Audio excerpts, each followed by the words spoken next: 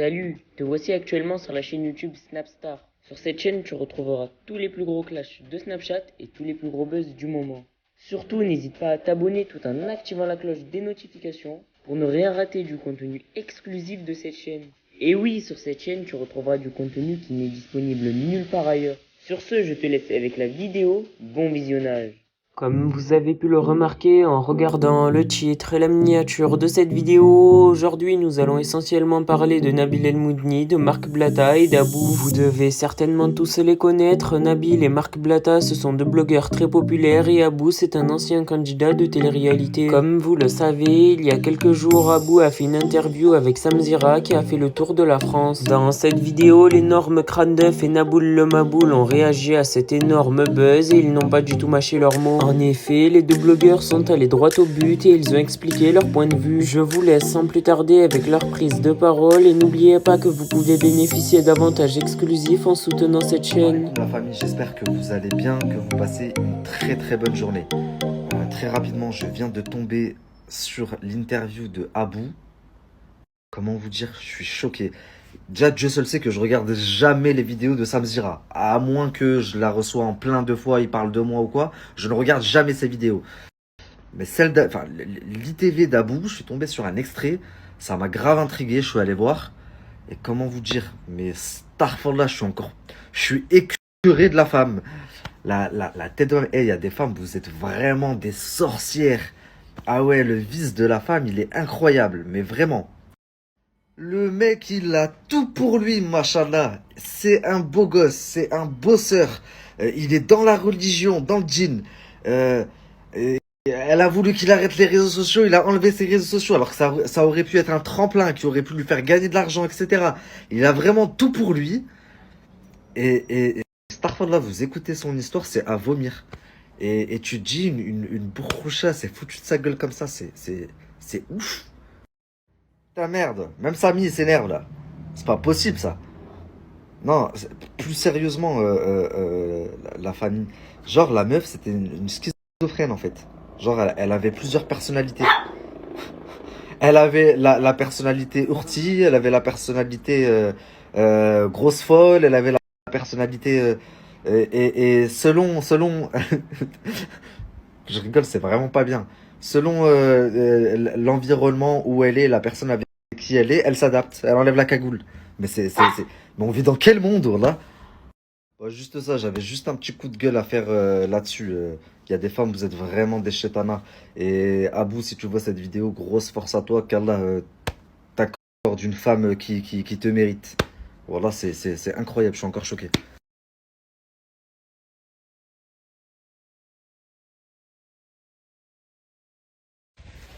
C'est l'heure des croustilles. C'est l'heure des croustilles. La famille, vous avez été beaucoup trop nombreux à me demander mon avis sur l'interview de Abou et ses mésaventures. Du moins, sa mésaventure qu'il a eue avec son ex-femme maintenant.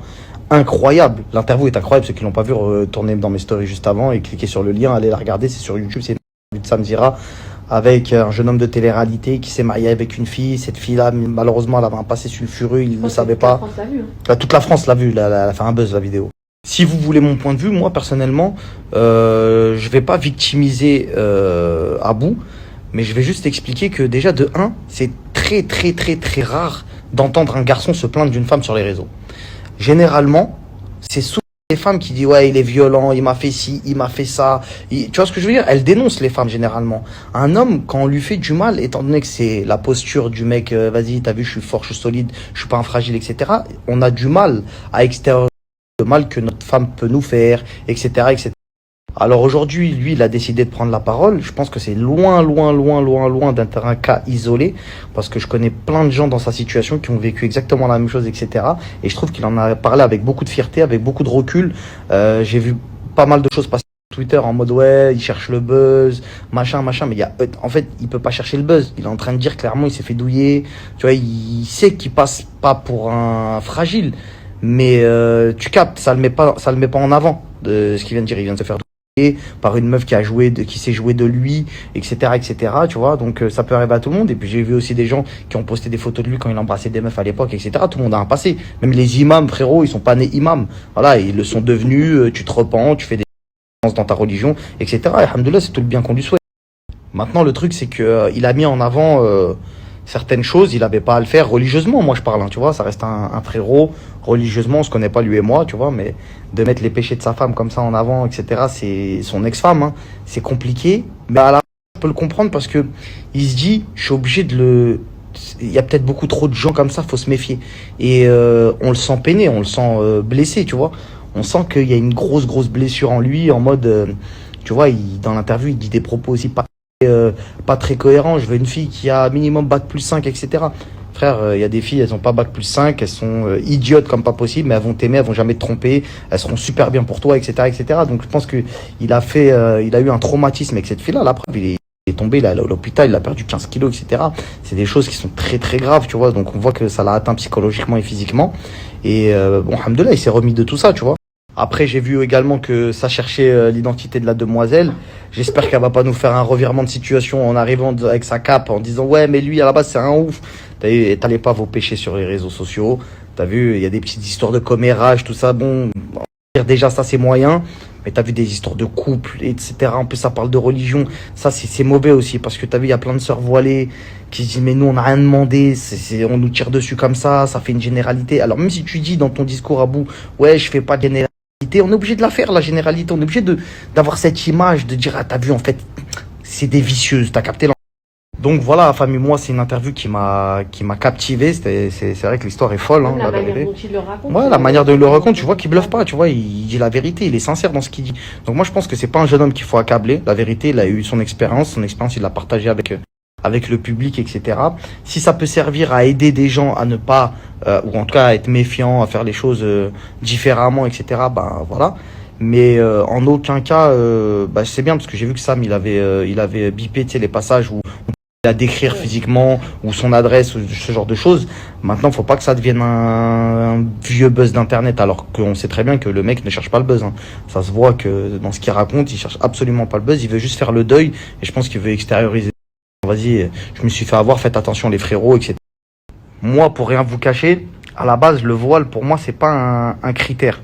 C'est-à-dire que c'est pas un critère de sélection. C'est-à-dire que ça ne me dérange pas de faire ma vie, par exemple, avec une femme qui de base ne porte pas le voile. Et si je peux l'amener à porter le voile de par une évolution religieuse, etc., ce sera ma plus grande fierté. Néanmoins, je ne décide pas de qui je vais tomber amoureux, etc., etc. Tu vois ou pas? Et je pense que ça devrait être également une manière de penser pour plein de jeunes hommes et de pas se dire à chaque fois, ouais, mais je veux prendre une femme voilée parce que c'est trop vite le raccourci et c'est comme ça que ces filles-là, qui peut-être se jouent de la religion, moi je suis personne pour les juger, et elles ont le droit de faire des péchés, c'est pas parce que tu portes le voile que t'as pas de péché, parce que dans les deux cas aussi c'est compliqué de juger, tu vois. Et on voit aussi ce phénomène-là aussi chez des camés, hein. Il y a plein de mecs qui font les boulahia, t'as vu, Bebar, Camis, ça te met des hadiths à chaque fois que ça parle, etc. Et c'est un grand bien, tu vois. Mais des fois le comportement il suit pas non plus, donc tu vois c'est bien de juger. De pointer du doigt celles qui se voilent et qui après te font une dinguerie comme c'est arrivé à Abou.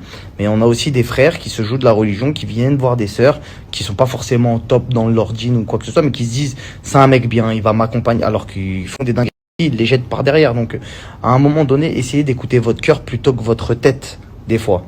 Des fois, l'instinct, le feeling, le fait de se dire, t'as vu, je la sens bien cette personne-là. Parce que des fois, quand tu réfléchis trop, ça te perd. Tu te perds. Ton cerveau, il est pas fait pour comprendre. De toute façon, l'amour, si quelqu'un l'a compris, s'il y a une recette miracle de savoir pourquoi on aime les gens, frérot, on sait pas pourquoi on aime les gens, frérot. C'est une base. Sinon, c'est que t'aimes pas. Et bref, je pense que vous avez compris le concept. Mais voilà, essayez de faire abstraction un petit peu de tous ces artifices ou non, hein, parce qu'il y a des gens qui portent la sunna, qui le font très sérieusement, etc. Mais, entre guillemets, essayez de faire abstraction un petit peu de tout ça et d'aller à l'essentiel. Est-ce que cette personne-là est quelqu'un de bien, les fondamentaux, les choses, etc. Vous savez, il y a des hausses et des baisses de foi. Tu peux trouver des fois une femme voilée qui est super pieuse, elle termine pas voilée et elle te fait des dingueries dans ton foyer. Comme tu peux trouver une fille qui malheureusement a mal commencé sa vie, et avec ton aide et avec l'amour, le vrai amour, tu vas pouvoir peut-être l'amener à un aboutissement religieux qui va être inconsidérable. Tu vois ce que je veux dire? Donc vraiment, ne vous arrêtez pas à ça. Et voilà, c'était ma seule note pour la fin et de ce que j'ai pensé de cette interview. Je sais pas si Nadé vous fera une story parce que aussi elle l'a vu et ça l'a beaucoup touché. Voilà, bonne soirée.